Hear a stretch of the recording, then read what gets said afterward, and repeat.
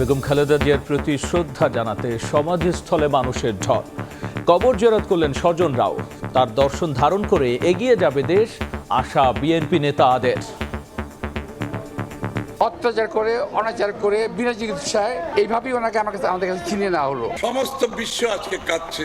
ওনার দর্শন, ওনার ভাবনা, রেইনবো নেশনের ধারণা আমাদের হৃদয়ে আমরা ধারণ করেছি। গুলশানের আজাদ মসজিদে বিশেষ দোয়ায় অংশ নিলেন তারেক রহমান। বেগম জিয়ার রুহের মাগফিরাত কামনায় সারা দেশে মোনাজাত। দেখছিলেন প্রধান শিরোনাম। সন্ধ্যার সময় সঙ্গে আছি আমি গোলাম রাব্বি। এবার অন্যান্য শীর্ষ সংবাদ। সারা দেশে মনোনয়নপত্র যাচাই বাছাইয়ে ব্যস্ততা। জামাত নেতা আজাদ ও নাগরিক ঐক্যের মান্নার প্রার্থিতা বাতিল। বাদ পড়লেও সুযোগ পাবেন আপিলের। তারেক রহমানের নির্দেশে নয়াপল্টন কার্যালয়ের সামনে থেকে খুলে ফেলা হলো দলীয় ব্যানার ফেস্টুন। সৌন্দর্য ধরে রাখতে পর্যায়ক্রমে সরানো হবে সারা দেশে, জানালেন রিজভী। ওসমান হাদি হত্যার বিচার আদায়ে কাল থেকে মার্চ ফর ইনসাফ কর্মসূচির ডাক। সব দলের সঙ্গে বৈঠক করবে ইনকিলাব মঞ্চ। ৭ জানুয়ারির মধ্যে চার্জশিট দাবি। বিদেশে বসে দেশে নাশকতার পরিকল্পনা। মিরপুরে অভিযানে সন্ত্রাসী সংগঠন 4 স্টার গ্রুপের 3 সদস্য গ্রেফতার। আগ্নেয়াস্ত্র জব্দ। নির্দেশদাতাদের খোঁজে র্যাব। এবং হিমেল হাওয়ায় বেড়েছে শীতের দাপট। নিম্ন আয়ের মানুষের জনজীবন স্থবিরতা। ঘন কুয়াশায় 2 জেলায় 9টি গাড়ির সংঘর্ষ। বিমানের শিডিউল বিপর্যয়ে যাত্রীদের ভোগান্তি।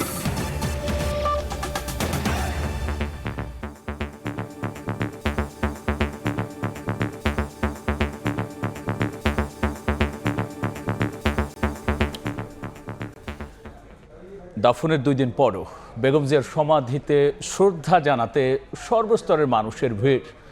শুক্রবার পরিবারের সদস্যদের নিয়ে দাদির কবর জিয়ারত করেন জাইমা রহমান।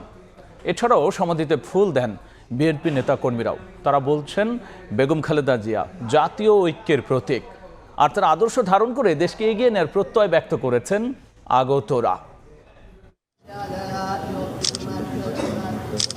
শুক্রবার বিএনপি চেয়ারপারসন ও সাবেক প্রধানমন্ত্রী বেগম খালেদা জিয়ার সমাধিতে আসেন তার পরিবারের সদস্যরা। বোন, ছোট ছেলের স্ত্রী, নাতনি জাইমা রহমান, জাহিয়া রহমান সহ স্বজনরা কিছুক্ষণ সেখানে নীরবে দাঁড়িয়ে থাকেন। কবর জিয়ারত করে কোরআন তেলাওয়াত করেন তারা।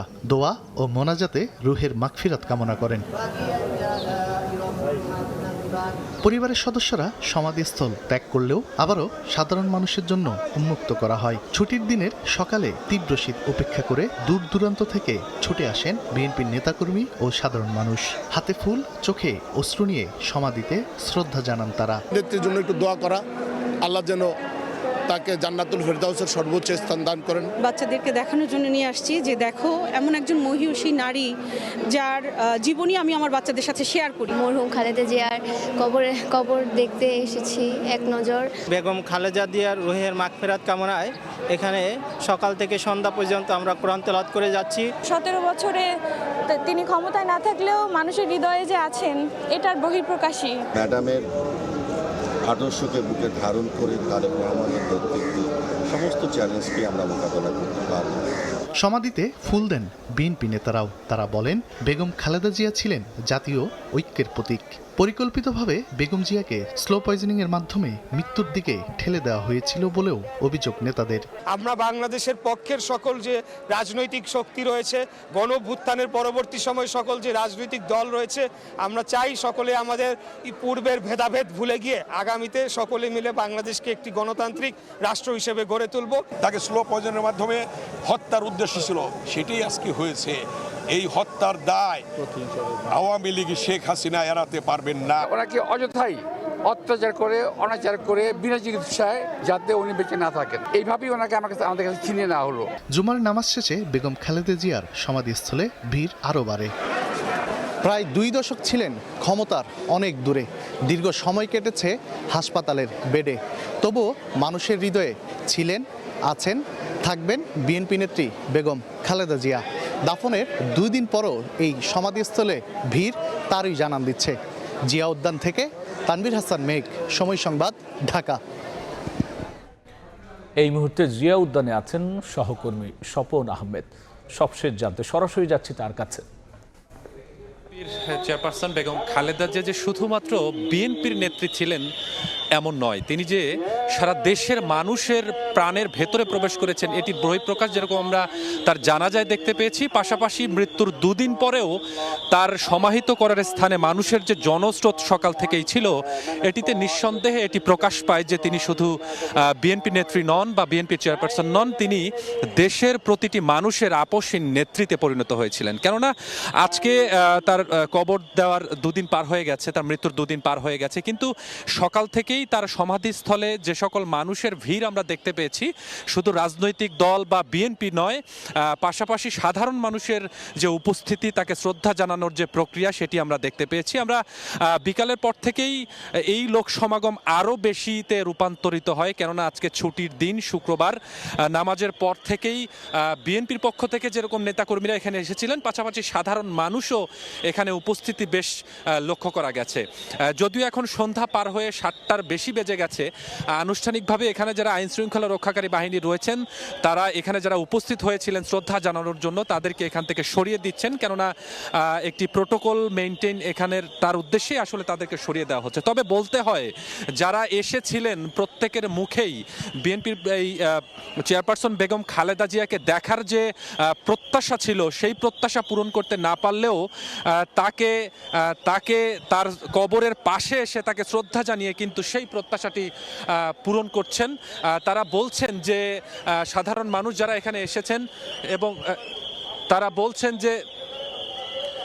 বলছেন যে এই ধারাবাহিকতা, অর্থাৎ গণতন্ত্রের পুনরুদ্ধারের যে প্রক্রিয়া বা পরিকল্পনা বেগম খালেদা জিয়া তিনি নিয়েছিলেন, সেটি তিনি তার পুত্র বিএনপির ভারপ্রাপ্ত চেয়ারম্যান তারেক রহমান সেটি পূরণ করবেন, এমন প্রত্যাশা এখানকার মানুষের রয়েছে। তো এখন পর্যন্ত এতটুকুই ছিল আমার কাছে এই জিয়া উদ্যান ঘিরে মানুষের যে স্রোত, সেখান থেকে সব শেষ। আমরা সরাসরি ছিলাম জিয়া উদ্যানে। এদিকে সংগ্রামী নেত্রী প্রয়াত বেগম খালেদা জিয়ার রুহের মাগফিরাত কামনায় সারা দেশে বিশেষ দোয়া মোনাজাতের আয়োজন করা হয়। গুলশানের আজাদ মসজিদে বিশেষ দোয়ায় অংশ নেন বিএনপির ভারপ্রাপ্ত চেয়ারম্যান তারেক রহমান সহ পরিবারের সদস্যরা। বিএনপি চেয়ারপারসন ও সাবেক প্রধানমন্ত্রী প্রয়াত বেগম খালেদা জিয়ার রুহের মাগফিরাত কামনায় রাজধানীর গুলশানে আজাদ মসজিদে আসেন তার বড় ছেলে তারেক রহমান। এ সময় বিএনপির বহু নেতাকর্মীও মিলাদ ও দোয়া মাহফিলে অংশ নেন। আসরের নামাজ শেষে দোয়া মোনাজাতে অংশ নেন বিএনপির ভারপ্রাপ্ত চেয়ারম্যান তারেক রহমান ও মহাসচিব মির্জা ফখরুল ইসলাম সহ স্থায়ী কমিটির নেতারা। এ সময় শহীদ রাষ্ট্রপতি জিয়াউর রহমান, বেগম খালেদা জিয়া ও তাদের ছোট ছেলে আরাফাত রহমান কোকর রুহের মাগফিরাত কামনা করে দোয়া মোনাজাত করেন মুসল্লিরা।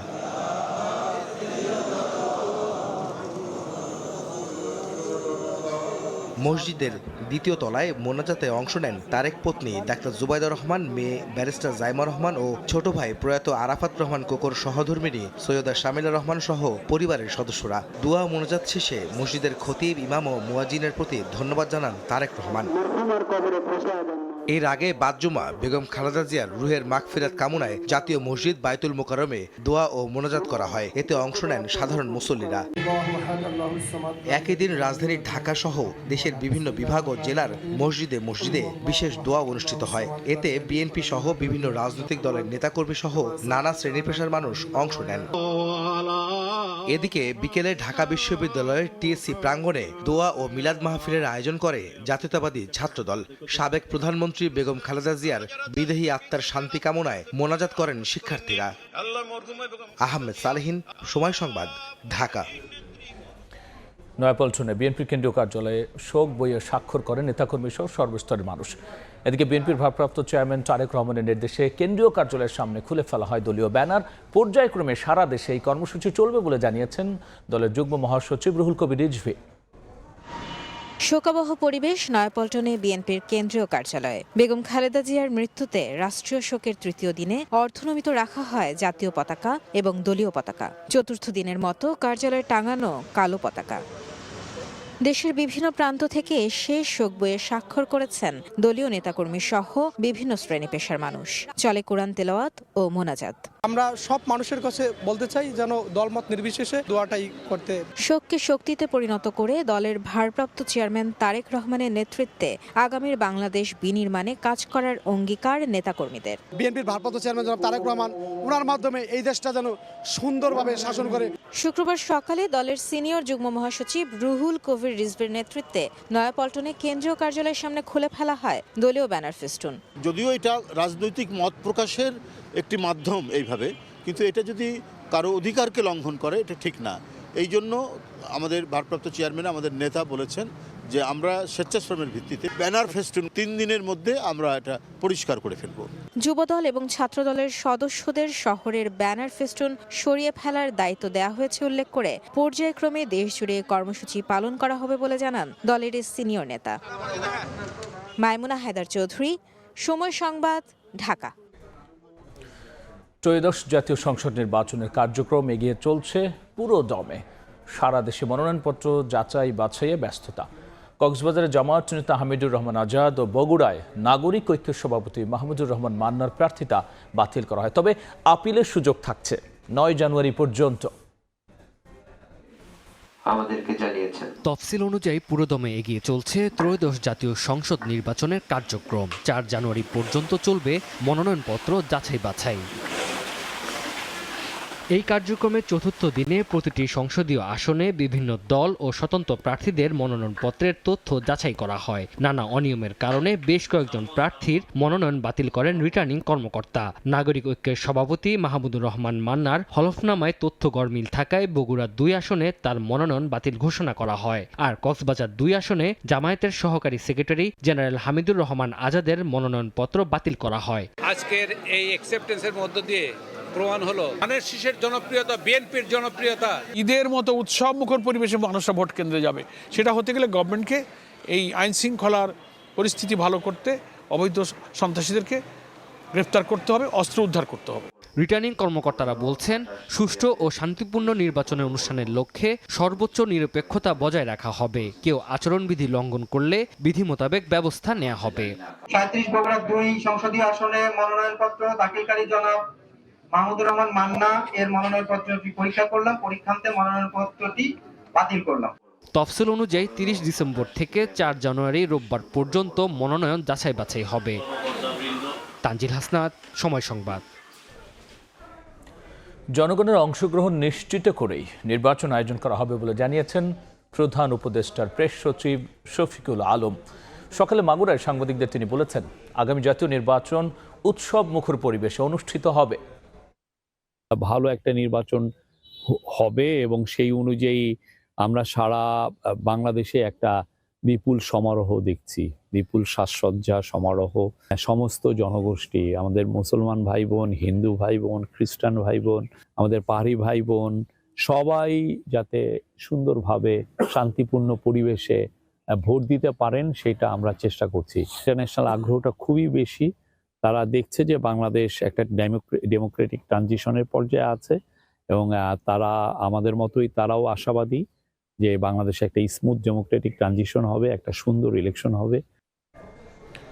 সন্ধ্যার সময়ে আরও থাকছে সরবরাহ সংকটে রাজধানীর সবজি বাজার। কেজিতে দাম বেড়েছে 40 টাকা পর্যন্ত। শীতের দোহাই বিক্রেতাদের। দেশি কমলেও ঊর্ধ্বমুখী আমদানি করা পেঁয়াজের দর। শরীফ ওসমান হাদী হত্যার বিচার দাবিতে কাল থেকে মার্চ ফর ইনসাফ কর্মসূচির ঘোষণা করেছে ইনকিলাব মঞ্চ। বাদ-জুমা বিক্ষোভ মিছিল নিয়ে শাহবাগে অবস্থান কর্মসূচিতে এই ঘোষণা দিয়েছেন ইনকিলাব মঞ্চের সদস্য সচিব আব্দুল্লাহ আল জাবের। আগামী 2 দিন বাংলাদেশপন্থী সব রাজনৈতিক দলের সঙ্গে হাদী হত্যার বিচার সহ 4 দাবি নিয়ে আলোচনার কথাও জানিয়েছেন তিনি। এছাড়াও 7 জানুয়ারির মধ্যে হাদী হত্যার বিচারে চার্জশিট দাখিলের সময়সীমা বেঁধে আলটিমেটাম দিয়েছে ওই সংগঠনটি। নয়তো 7 জানুয়ারির পর কঠোর আন্দোলনের হুঁশিয়ারি দিয়েছেন ইনকিলাব মঞ্চের নেতারা। আগামীকাল থেকে 6 তারিখ পর্যন্ত আমাদের কর্মসূচি হচ্ছে মার্চ ফর ইনসাফ। 7 তারিখে হবে হচ্ছে আমাদের চূড়ান্ত আন্দোলন। ওই দিন প্রয়োজনে আমাদের যদি হরতাল ডাকতে হয় আমরা হরতাল ডাকবো। আমাদের যদি প্রয়োজনে পুরো বাংলাদেশ অবরোধ ডাকতে হয় জেলা, উপজেলা, গ্রাম সব জায়গায় আমরা প্রয়োজনীয় অবরোধ ডাকবো। সরকারের সাথে কথা বলবো, রাজনৈতিক দলগুলোর সাথে কথা বলবো। যদি আমাদের কাছে মনে হয় যে তারা আমাদেরকে সহযোগিতা করতে ইচ্ছুক না, আগামীকাল আমরা এখানে সারাদিনের জন্য অবস্থান কর্মসূচি ঘোষণা করবো। আমরা রাতেও বাসায় যাব না। রাজধানী মিরপুরে সক্রিয় শীর্ষ সন্ত্রাসীদের 4 স্টার গ্রুপ। 4 শীর্ষ সন্ত্রাসী বিদেশে বসে স্থানীয় সন্ত্রাসীদের দিয়ে করাচ্ছেন হত্যা, চাঁদাবাজি নানা অপকর্ম। রাজধানী পল্লবী ও শাহ আলীতে অভিযান চালিয়ে 4 স্টার গ্রুপের 3 সদস্যকে অস্ত্র ও গুলিসহ গ্রেফতারের পর এসব তথ্য দিয়েছে র্যাব। রাজধানীর পল্লবী ও শাহ আলী এলাকায় অভিযান চালিয়ে বিদেশি আগ্নেয়াস্ত্র ও গুলি সহ আলোচিত সন্ত্রাসী সংগঠন 4 স্টার গ্রুপের 3 শীর্ষ সন্ত্রাসীকে গ্রেফতার করেছে র্যাব 4। জাতীয় নির্বাচন সামনে রেখে দেশব্যাপী সাঁড়াশি অভিযানের অংশ হিসেবে বৃহস্পতিবার দিবাগত রাতে তাদের গ্রেফতার করা হয়। শুক্রবার সকালে এক ব্রিফিংয়ে সাংবাদিকদের এসব তথ্য জানায় র্যাব 4 অধিনায়ক স্কোয়াড্রন লিডার নাজমুল ইসলাম। অবৈধ অস্ত্রধারী 3 জন শীর্ষ সন্ত্রাসীকে গ্রেপ্তার করা হয়। পরবর্তীতে পল্লবী থানাধীন লালমাটি উচ্চ বিদ্যালয় সংলগ্ন এলাকা হতে তাদের দেয়া তথ্য মতে আগ্নেয়াস্ত্র উদ্ধার করা হয়। র্যাব জানায় মিরপুর, পল্লবী, রূপনগর ও শাহ আলী এলাকায় চাঁদাবাজি সহ বিভিন্ন সন্ত্রাসী কর্মকাণ্ড চালিয়ে আসছিল গ্রেফতারকৃত ডন মুক্তি, হকি সুমন ও শুটার বাপ্পি। মানুষের ভয়ভীতি প্রদর্শনের মাধ্যমে চাঁদাবাজি সহ নানা ধরনের অপরাধমূলক ও সন্ত্রাসী কার্যক্রম পরিচালনা করে আসছিল। ব্রিফিংয়ে জানানো হয় এর আগে গেল 29 ডিসেম্বর তাদের সহযোগী শীর্ষ সন্ত্রাসী ভাগিনা সজীব ও কুখ্যাত মাদক ব্যবসায়ী বাবু ওরফে পিচ্চি বাবুকে গ্রেফতার করে র্যাব সদস্যরা। র্যাব জানায় গ্রেফতারকৃতদের বিরুদ্ধে হত্যা, ডাকাতি, ছিনতাই, অস্ত্র ও মাদক সহ একাধিক মামলা রয়েছে। ভাগিনা সজীবকে একটি বিদেশি পিস্তল। দিন মোহাম্মদ সাব্বির, সময় সংবাদ, ঢাকা। সন্ধ্যার সময়ে আরও থাকছে।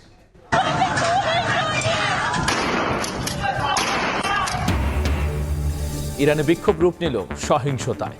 বিপ্লবী গার্ড বাহিনীর সদস্য সহ নিহত 6, পুলিশ সহ আহত বহু মানুষ। আন্তর্জাতিক সম্প্রদায়ের হস্তক্ষেপ দাবি নির্বাসিত যুবরাজের। বৃষ্টির মতো ঝরছে কুয়াশা, সঙ্গে হিমেল হওয়ায় বেড়েছে শীতের দাপট। তীব্র শীতে নাকাল রাজধানীবাসী। আবহাওয়া অধিদপ্তর বলছে আগামী 2 থেকে 3 দিনের মধ্যে কুয়াশা কমে আসতে পারে। এদিকে ঘন কুয়াশার কারণে শাহজালাল বিমানবন্দরে নামতে পারেনি 9টি ফ্লাইট। শিডিউল বিপর্যয়ে ভোগান্তিতে পড়েছেন যাত্রীরা। শুক্রবার সকাল থেকেই কুয়াশার চাদরে মোড়া রাজধানী ঢাকা। গেল কয়েকদিনের মতোই শীতে জবুথবু জনজীবন। বেলা গড়িয়েও দেখা নেই সূর্যের। কুয়াশা আর বাতাসের কারণে ভারী পোশাকেও শীত মানছে না। বিপাকে পড়ছেন সাধারণ মানুষ। এত শীত আমরা এর আগে কখনো দেখি নাই। প্রচন্ড শীতে অফিসে যেতে যাওয়া আসা করতে অনেকটা কষ্টকর। ছিন্নমূল আর খেটে খাওয়া মানুষের একেবারেই বেহাল অবস্থা। নেই পর্যাপ্ত গরম কাপড়। জীবিকার তাগিদে ছুটতে হচ্ছে শহর জুড়ে। তাই তো আগুন ধরিয়ে শীত নিবারণের চেষ্টা। আমরা তো যেমন হোক ভারী পোশাক গাদ দিয়ে আসি, অনেকের কাছে তো মনে করেন এরকম ভারী পোশাক নাই।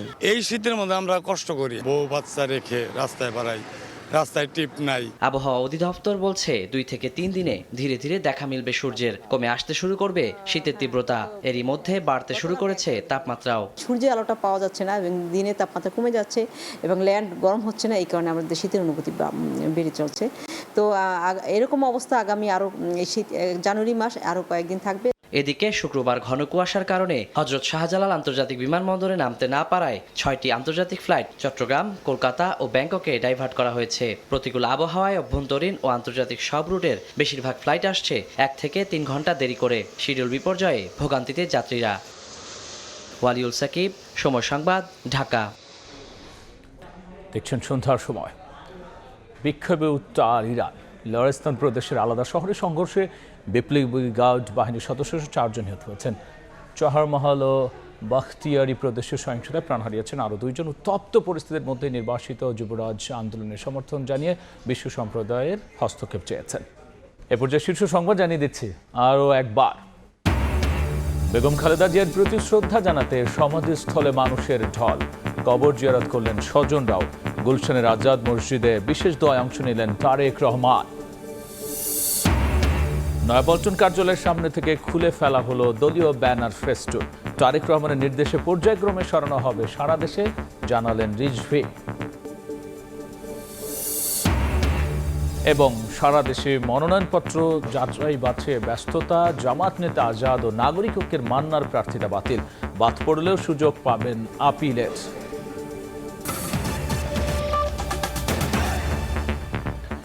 এই ছিল আমার কাছে থাকা সন্ধ্যার সময়। এরপর নির্বাচনের সময় নিয়ে যুক্ত হবেন সহকর্মী আফজাল হোসেন। ধন্যবাদ রাব্বি। নির্বাচনের সময় নিয়ে ফিরছি কিছুক্ষণ পর, সঙ্গে থাকুন সময়।